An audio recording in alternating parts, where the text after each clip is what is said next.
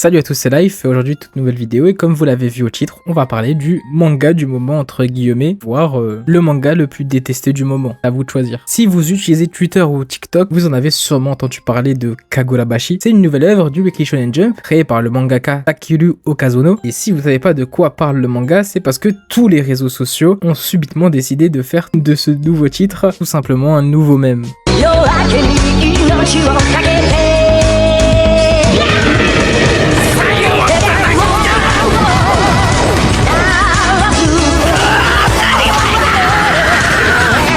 ようこそ私のソウルソサエティへ。俺は波風見な。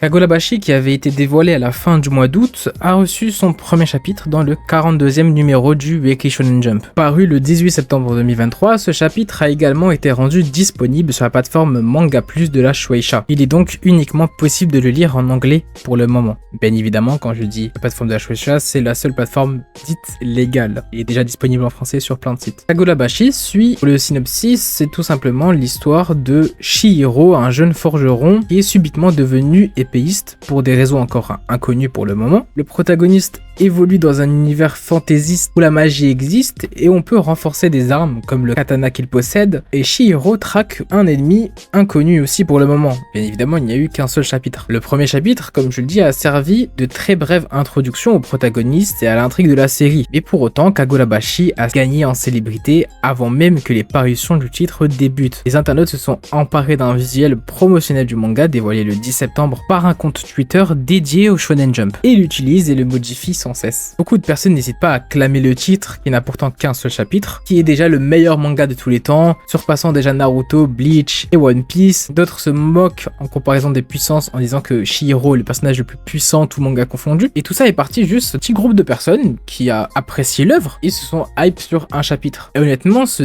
déferlement de mèmes et ce déferlement d'humour, je trouve ça vraiment bien et cohérent. Pour la première fois, les gens se sont rendus compte que le shonen commence à être un peu répétitif. On a eu un gars avec un katana, un passé sombre et un pouvoir magique, on a fait le tour. On l'a vu 500 fois ça. Au bout d'un moment, faut nous donner du concret. Et le fait que ça part en même, donne aussi du crédit à cette œuvre. Et donc, ça fait évoluer. Kagurabashi est donc victime techniquement de son propre succès, puisqu'elle arrive même dans le top 10 des mangas les plus populaires de la plateforme Manga Plus. Dans ce déferlement d'humour et de mèmes, on arrive à quand même évoluer cette œuvre. Après, je ne sais pas et je ne pense pas que ça va durer. C'est possible que sur les 2-3 prochains chapitres qui vont sortir, on va avoir la même chose, mais au bout d'un moment, les gens vont arrêter. Ils vont arrêter ou même ils vont commencer à apprécier l'œuvre et vont vraiment transformer ça. J'espère qu'ils vont pas transformer ça en hype style SNK et devenir une communauté encore plus toxique. Mais on a beau dire en vrai tout ce qu'on veut, l'auteur sait ce qui marche. La Shueisha sait ce qui marche. Et même en fait, eux, ils vont pas voir ce côté même. Ils vont voir que ça a marché. Ils vont voir que ça a eu un bel impact. Ils vont dire oui, on a réussi notre coup. Mais honnêtement, il y a du potentiel dans cette œuvre. Il y a quelque chose d'intéressant à voir avec le passé, il y a quelque chose d'intéressant à voir avec le monde fantasy qu'il nous propose. Des gens un peu mafia, costards, avec des katanas. On se dit, le monde dans lequel évolue l'œuvre est peut-être intéressant, il y a peut-être quelque chose à en tirer. Mais ça, faut bien l'écrire, faut bien l'aborder. Et on peut tout faire foirer en suivant la hype des fans, tout simplement. J'espère que c'est pas ce style d'auteur, je le connais pas forcément. J'ai pas lu d'autres œuvres, je sais même pas s'il a fait d'autres œuvres. Mais Kagurabashi, techniquement, en lisant objectivement le premier chapitre, on se dit c'est du classique, on l'a déjà vu, mais est-ce que ça nous déplaît tant que ça? Et je vais me permettre de vous donner mon avis sur comment Kagurabashi pourrait être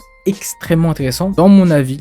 Bien évidemment, tout est subjectif, vous aurez votre avis, vous pouvez aimer Kagurabashi comme ça, dans le style sombre, etc. Moi, c'est du shonen, ça ne m'intéresse pas. Ça ne m'intéresse pas, on l'a vu plein de fois. Ça va être quoi? Ça va être du flow, je découpe des monstres, je vais être au bord de la mort, quelque chose va m'aider, va me power up, hop, c'est fini. Ça m'intéresse pas, c'est déjà du vu et revu. Et quand je dis ces œuvres-là, ça a déjà été fait et ça a déjà été même mieux fait. Le truc que je trouverais peut-être intéressant de déconstruire cette partie sombre du protagoniste. Vous allez peut-être me dire comment faire, je vous dirais je ne suis pas un mangaka, débrouillez-vous. Non, plus sérieusement, quand on voit d'autres styles, peut-être même dans le seinen, comment le personnage est arrivé à ce point sombre, c'est généralement avec un passé troublant ou choquant. Donc là, j'imagine que son père a dû mourir violemment par les ennemis, etc. Et moi, je veux que ça soit déconstruit. Je veux que le protagoniste ait accepté cette phase-là. Parce que tout basé autour de la haine, c'est une thématique qu'on a déjà vue plein de fois. Et c'est une des thématiques que tous les auteurs ont tous déjà abordé, et celui qui a très bien déconstruit, c'est par exemple Inoue avec Vagabond et Vinland Saga avec Thorfinn. Ça a été de la déconstruction magnifique. Et c'est pour ça qu'aujourd'hui, ce sont des grands chefs-d'œuvre, parce que c'était bien philosophique. Et vous me direz, c'est des seinen.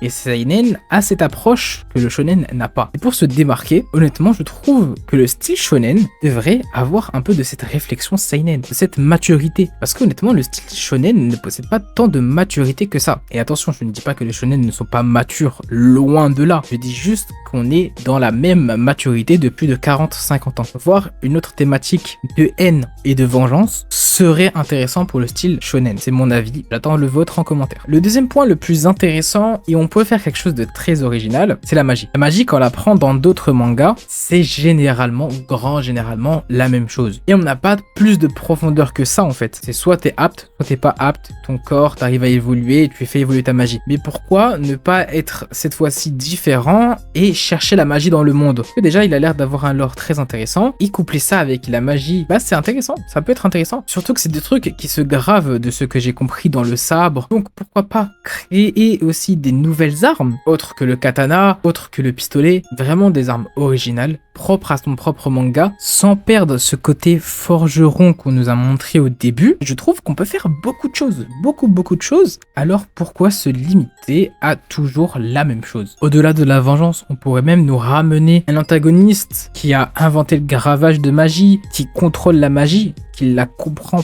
parfaitement. Ça peut nous ramener une philosophie autour de la magie qui peut aussi être intéressante pour du shonen. Et c'est justement cette profondeur qui manque. C'est ce petit truc différent des autres qui fait que t'es original et tu vas toucher plus de monde. Et évidemment, avec DC, on peut refaire l'histoire, on peut refaire le monde. Je ne pense pas que tout ce que je suis en train de dire, l'auteur va le faire. Mais c'est mon avis sur ce qu'il peut rajouter pour faire quelque chose de plus intéressant. Parce que vraiment, je sens que là, l'auteur va juste partir sur quelque chose de classique. Et ça sera très dommage. Je ne place aucune attente sur cette œuvre, surtout après un chapitre. On ne peut placer aucune attente sur un chapitre. Et je pense que l'auteur va se foirer. Après, il y a ma définition de foirer une œuvre et la vôtre. C'est totalement différent. Je ne vais pas continuer de théoriser parce qu'on peut en faire encore des milliers. Je pense que je vais m'arrêter là pour aujourd'hui, pour cette vidéo. Merci de m'avoir écouté jusqu'au bout. J'espère que la vidéo vous a plu. Si c'est le cas, n'oubliez pas le petit pouce bleu, le petit commentaire et l'abonnement. Ça fait toujours plaisir. Sur ce, moi je vous dis, portez-vous bien et à la prochaine.